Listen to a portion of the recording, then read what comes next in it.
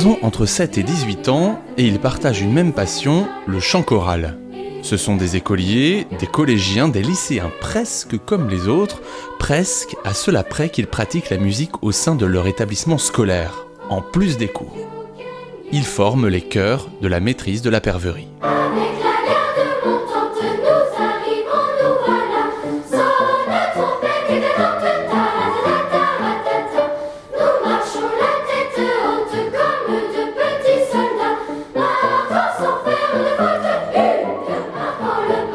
Une maîtrise, c'est un terme qu'on utilise, qui remonte au Moyen-Âge et qui déterminait à l'époque une école de chant adossée à une cathédrale.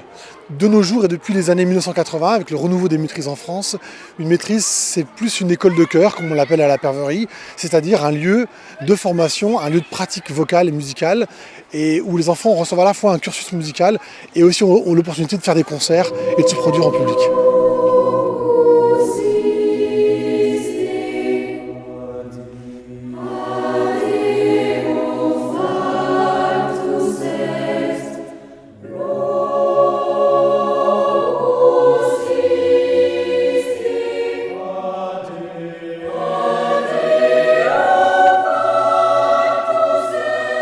La maîtrise de la Perverie est née en 1987.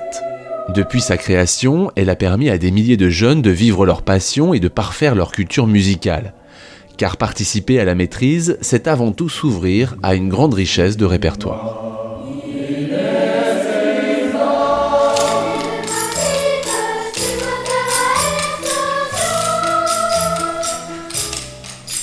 La pratique vocale, la pratique de chœur d'enfant, aujourd'hui, elle a besoin de s'ouvrir sur le monde actuel et de vivre dans son temps. Les répertoires sont beaucoup plus ouverts maintenant, à la fois dans l'histoire de la musique et dans la géographie, avec l'ouverture aux musiques du monde, et puis avec bien sûr des passages dans le jazz, dans les musiques de variété, la chanson française, qui est un ferment incroyable et une source incroyable de répertoire pour les chanteurs.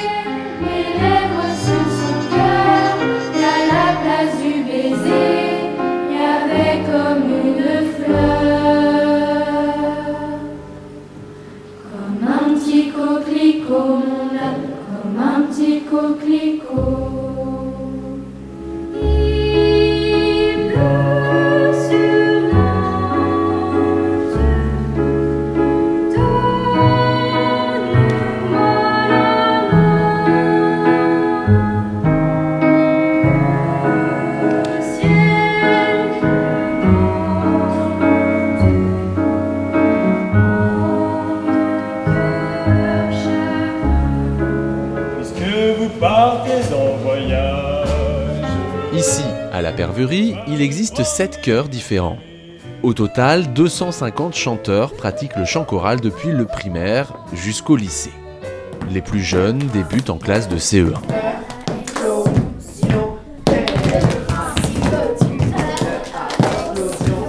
Ça passe d'abord par les pieds, les genoux, le corps, et puis la voix vient ensuite. Et si on est bien dans son corps, on est bien dans sa tête et on sera automatiquement bien dans sa voix.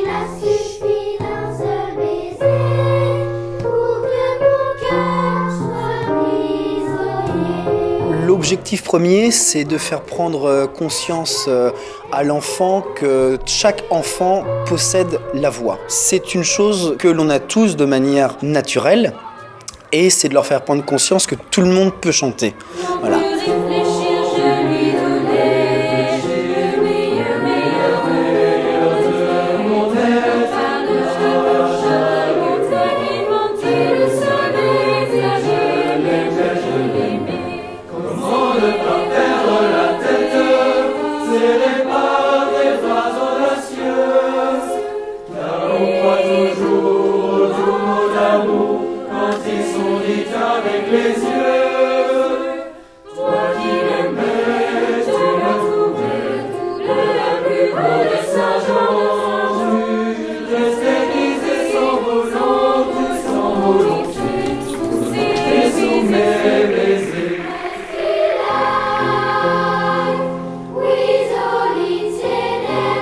Au primaire, les enfants pratiquent le chant choral 2 heures par semaine. Au collège, le rythme s'intensifie. Les élèves peuvent avoir entre 5 et 6 heures d'enseignement hebdomadaire. Les horaires sont bien évidemment aménagés en fonction. Enfin, au lycée, ce sont au minimum 3 heures par semaine qui sont consacrées à la formation d'un chanteur. On va essayer à la maîtrise de le conduire progressivement à prendre conscience que sa voix peut aussi être utilisée comme un instrument de musique qu'il va, entre guillemets, et sans jeu de mots, maîtriser pour arriver après à interpréter un répertoire encore plus large que ce qu'il pourrait faire spontanément. Et maintenant juste la tête.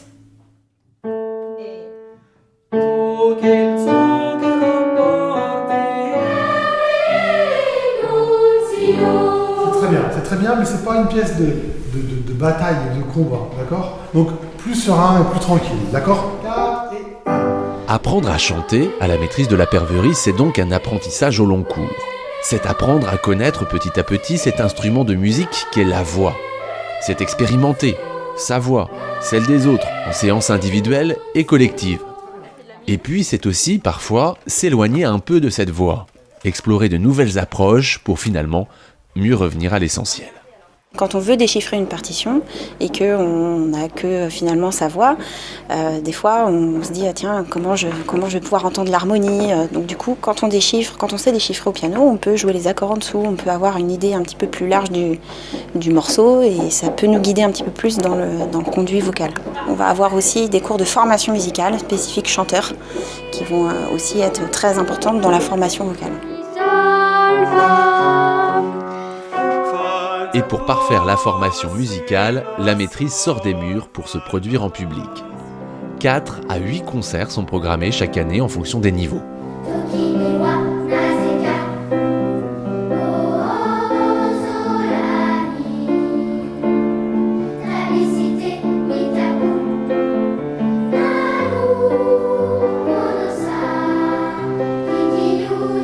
C'est toujours dangereux de dire qu'un concert est une finalité.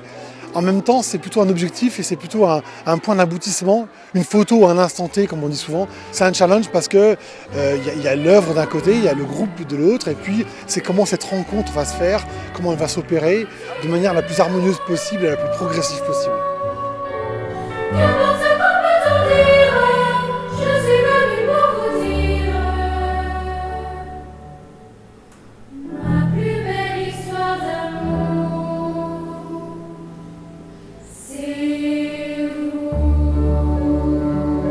Et souvent, l'alchimie opère. Depuis sa création, la maîtrise a enregistré une dizaine d'albums. Des collaborations musicales ont vu le jour, avec l'opéra, avec des ensembles instrumentaux, des orchestres, des chœurs, avec d'autres maîtrises, et également avec des compositeurs contemporains.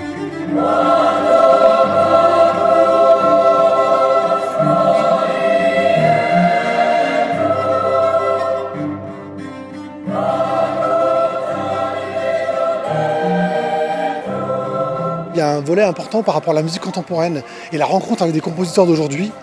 Donc on a pu rencontrer Patrick Burgan, Thierry Machuel, Richard Kennel, Manuel Collet, des musiciens qui sont bien vivants, en chair et en os, et qui écrivent de la musique au quotidien. Et ça c'est très enrichissant dans le processus d'apprentissage de la musique.